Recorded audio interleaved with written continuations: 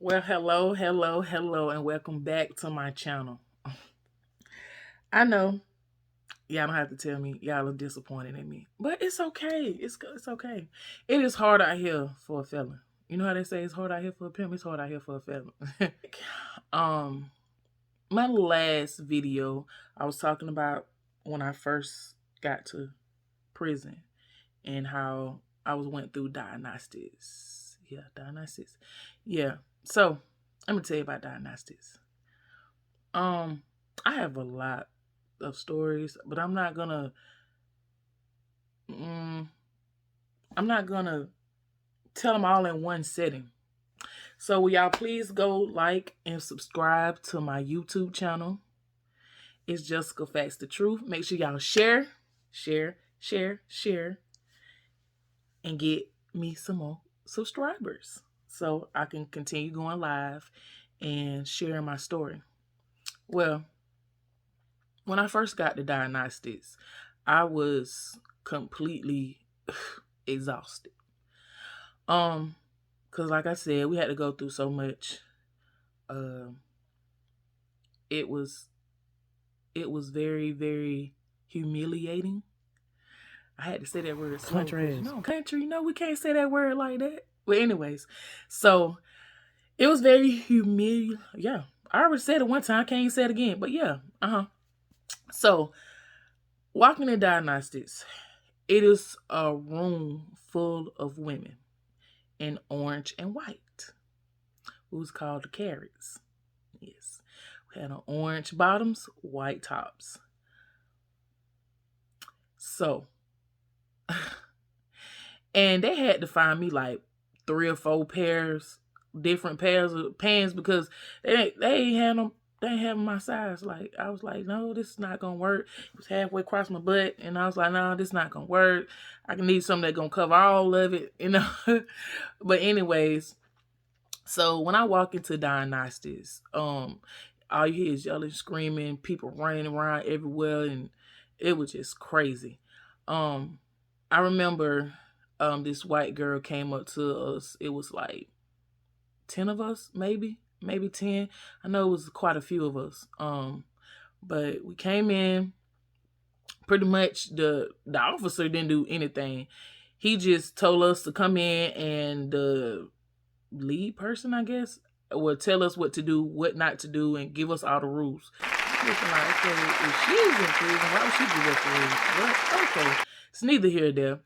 So she lays on the ground rules, tell us where our bunks are at. They're not called beds, they're called bunks. So she laid down the ground rules pretty much, told us what we can and can't do. She pretty much told us that we're not gonna be able to have phone calls or commissary for the next 2 to 3 weeks. So when she said that, our hair broke loose in my head. I went slap crazy, like, oh man, I can't call my kids, I can't call my parents. Like, yeah. So when you first get in there, it's very hard. Like, you have to be a strong-minded person to be in a confined place like that and not to be able to socialize with anybody on the outside world. It was breathtaking at first. So, this one girl that I met while I was there, she pretty much we became close. We had each other back in there. Basically because she's never been to prison, I never been to prison, and pretty much everybody that's with us that's been to prison, they just, oh, hey, what's up? How you doing? I'm just looking like, yeah, family reunion. Of course. Yeah, family reunion. Why it's hard for me to talk? Anyway, what the hell going on? I get to my bunk, and this black girl comes up to me, and she says, so did you watch the video yet? I'm looking at her like, what video? What video is she talking about? So she said, the video, have you watched it yet? And I was like, no, I haven't watched any videos. And by this time, I'm already mad, angry, because I've been just notified that I can't talk to my parents for the next 2 to 3 weeks. I came with money that I can't use. I don't know where my money is. That's a whole nother story. But she's asking me like, oh, well, you need to watch the video. Ha ha ha ha ha. Starts laughing. I'm like, okay, trick. I watched the video. But I'm looking like, where am I watch the video at? I'm looking around like, okay, where's the TV? Blah, blah, blah. Well, anyway, so she said, she introduced herself and I introduced myself. So she said, well, you want to go watch TV? And I was like, nah, I just want to lay down and go to sleep. And I was like, can I take a shower? She said, it's only one shower for 16 people. She like, you got to get in the shower line. And I was like, how do you get in the shower line? She said, you just got to tell the person, whoever's last, that you next. And I was like, who I know is last? And she was like, you just got to figure it out. Anyways, needless to say, I didn't take a shower that night.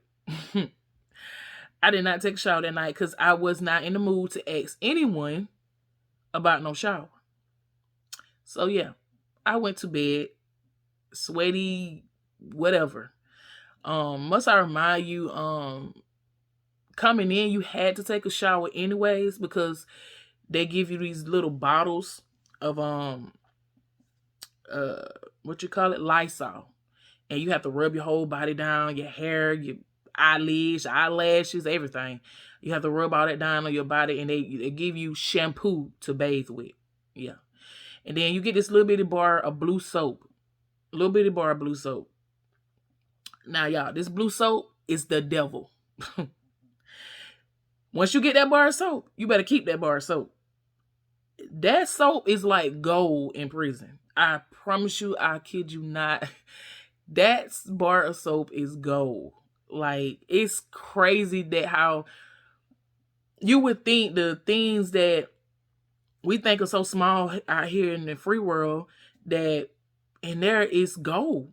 It's like pure gold. And it's crazy because it's just a little bit of bar of soap, and it don't even last you a week. Because must I remind you, have to wash your clothes with it. You have to wash your behind with it. You have to wash everything with that bar of blue soap.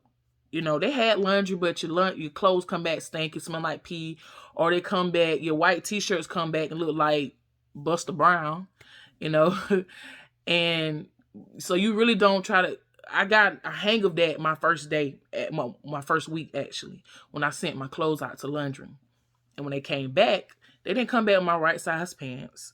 So the pants that I had on prior to sending my other ones out, that I had to wear that for like the remainder of my 30 days there. Promise you. They always say they're gonna get me some more pants, go get me some more pants. So I used to have to wash them out late at night, put on my pajama pants, hang them out on my rail, and so that, and when I say wash them out, you have to wash them on your hand. That's how you wash clothes in prison. You wash everything on your hands. Like I said, we had a laundry, but the laundry was, if you didn't know anyone that worked in laundry, your clothes would be trash. Pretty much nip it in the bud. If you don't know nobody working laundry, or if you're not paying them to do your laundry, everything gonna come back dirty, or either stolen, or either you just don't get it back at all. And once you lose it, you can't get it back. Officer be like, oh, put in a slip, do this. It's never gonna happen. But anyway, so she goes and shows me the TV room. Now the TV room has one TV for over 200 some women. So you can just pretty much guess how that went. That went terribly bad. 200 some women fussing over a TV. Yeah, well, I would say about 200. I can't quite remember. It was 100 or something. It could have been very well 200. But anyways, over one TV, it never went well. So let's just say I never watched TV in Diagnostics. In Diagnostics, I never watched TV. I only ate, sleep, and played cards. That's to pass my time by, or talk to my friend that I met in there, you know. Now, you was in an open dorm in Diagnostics. And what I mean by open dorm, like there's no doors. There's no nothing to secure you, your privacy. Everybody can walk by, see you, whatever. Male officers, you'll be in the shower, they'll hit the shower curtain and be like, hey, somebody in there. If you don't say nothing in time enough, they were gonna push the shower curtain back and look at you. Yes, I've been looked at by a lot of male inmates. Not inmates, sorry. I've been looked at by a lot of male officers. Yes, and let's just say it wasn't pretty for them. Let's just say I cussed their ass out. My time in diagnostics,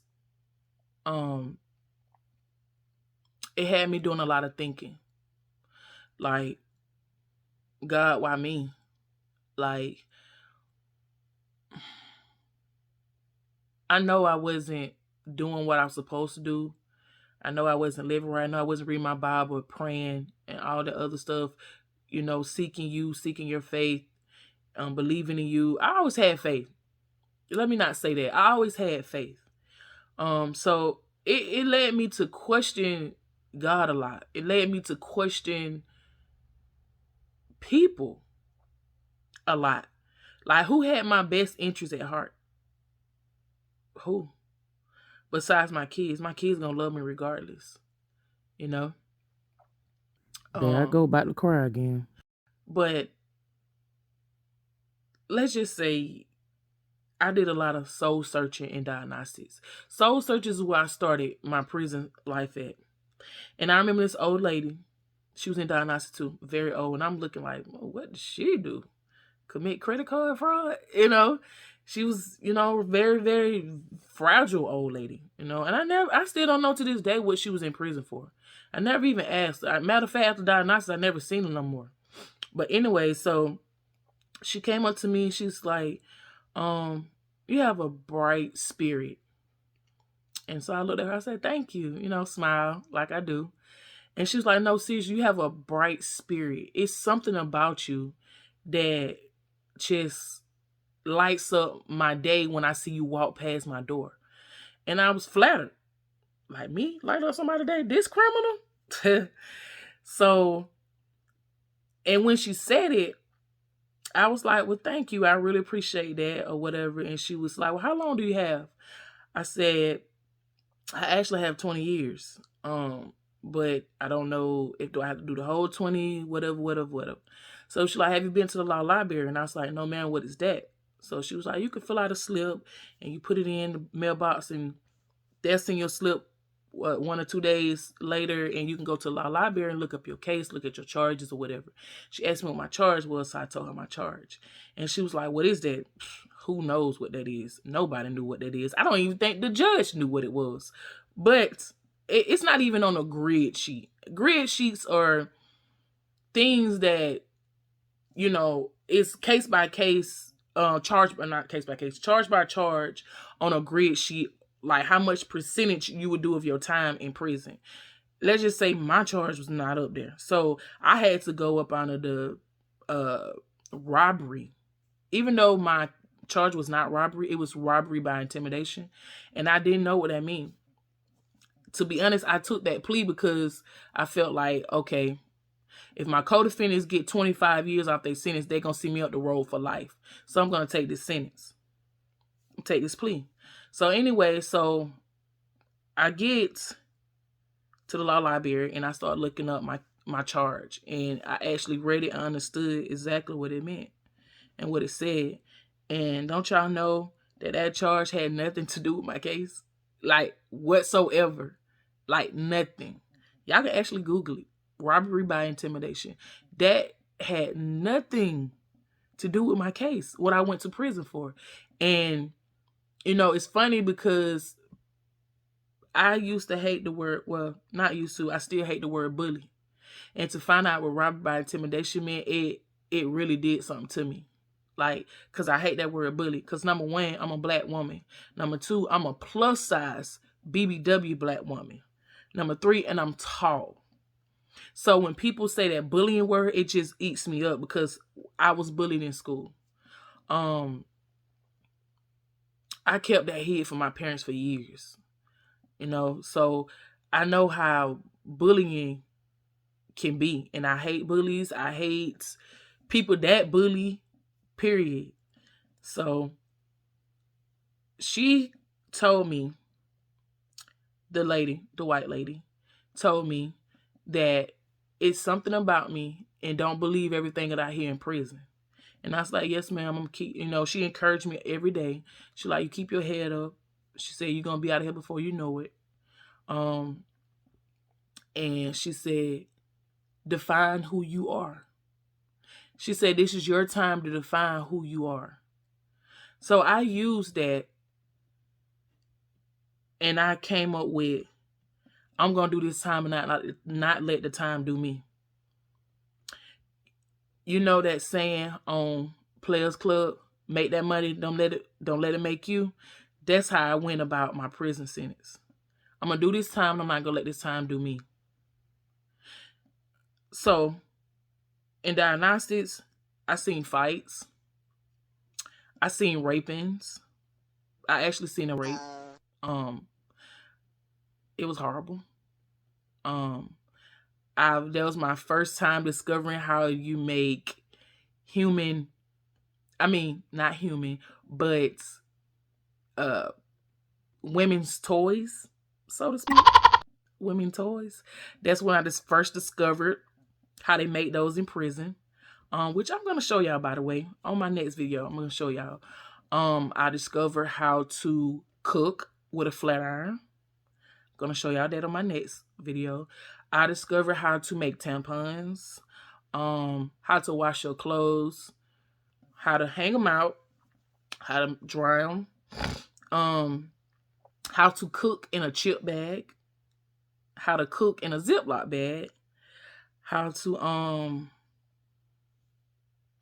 I learned a lot. And learning in Diagnostics prepared me for when I go into real get it out. Big girl Spit it prison. out already. You know, big girl prison. Like, ain't no toys. But I learned how to iron my clothes with a flat iron because our uniforms had to be neat, and you'll sit them out to laundry to get pressed, but they come back wrinkled still, and you'll get in trouble for your uniform not being pressed. But I learned how to iron with a flat iron. I actually learned how to heat up with a flat iron. And what I mean heat up, not with a flat iron, my bad, with a blow dryer. When I mean heat up, what I mean by heat up is how to stay warm, because it was very cold up in the mountains. There was no heat, there was no AC. And that's another thing about prison. They want to confine you, and they want to, lock you up and throw away the key, but they treat you like animals. And animals don't even get treated the way that we got treated in there. When I say it be cold, it snowed when I was there. And that was my first time ever seeing snow. It was freezing. We had no heats. Oh, and it was summertime. Summertime was so hot. It was so hot. You couldn't even hardly breathe. And the fans that they had didn't work for damn. Didn't work for damn. They just were blowing hot air. But there's no heat, there's no air in prison. There's not. In Diagnostics, it wasn't. It was every man for themselves. And you get caught with an extra blanket, they taking it. You might get a DR, a written report. You might go to lockdown. If you have too many blankets or too many sheets, you only can have one. And during the wintertime, they only give you 2. You only get 2. And the blankets are thin. I'm going to tell you what kind of blankets they are. They're like the blankets that you get at the hospital. You know them thin blankets that you get at the hospital? That's the blanket you have. That's it. That right there. And it wasn't they didn't care. They didn't care. But I got so much to tell y'all. I'm so sorry that I've been neglecting my YouTube channel, because this is something that I do want to put out. I know y'all really want me to go deeper and deeper, but I still need more subscribers, because I feel like if I get more subscribers, I will reach a lot of people about how we're treated in these prisons. And everybody in prison is not guilty. That's what people fail to realize. Once you hit those gates, you're a criminal. Regardless if you did the crime or not, you're a criminal. And when I say that I'm still incarcerated, I feel it at times, because I can't get a job. I got one now, thank God. Thank God I got a job now, y'all. But you still feel like you in prison because you always have to constantly explain to yourself you have no rights, none whatsoever, no rights to nothing. You get pulled over by the police and they want to search you and throw you on the ground. It's nothing you can do because you know why? You're a convicted felon or you're a parolee, because you know when he looked me up it says parolee. So I've been having a hard time, you guys, and I just want y'all to bear with me. Because I'm still going through things and I'm still growing. And doing this is encouraging me a lot more to push forward and move past, because I want to get this out so that I can move on with my life, because I still feel like I'm holding my past inside of me and it's not allowing me to progress and to move forward with my life. So I'm doing this to put it out so it can come out and so I can keep it out and it can go away. I'm not doing this for the clout. I'm not doing this, to get YouTube famous or whatever. If it happens, it happens. But somebody need to hear this. Some governor, the president, somebody needs to hear this. I'm just not doing this just to get clout or get YouTube famous. I'm doing this because I'm trying to help the other women that's in there. I'm trying to help the women that's trying to get out and can't. You still got women coming in and out. You got the ones that still there and can't even get out, not one time. Women are treated far worse than men. Yeah, I know y'all see the videos of, men doing this and doing that, killing each other and shooting. That's because they're doing it to themselves. Men have way more privileges than women when it comes to prison. We get treated like straight dogs. It's nowhere around it. Like, yeah. But I thank y'all. For the ones that subscribe to my channel, I thank y'all so much for subscribing to my channel. And I will be back with more content, more stories, more crying, more laughing, more joy. Because I'm headed in an upper room. I'm headed in the right direction. I said upper room like I'm getting ready to die or something. And I know I am. And I have people that's behind me 100%. And I want to say that I love y'all. Y'all know exactly who y'all are. I don't have to call y'all name. But I love y'all 100%. To my subscribers, I love y'all.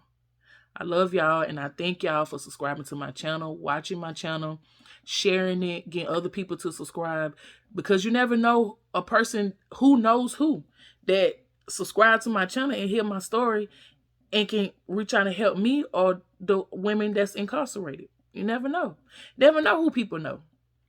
But thank y'all. That's all I have the time for y'all today. And I just thank y'all, and I will see y'all back soon. Bye.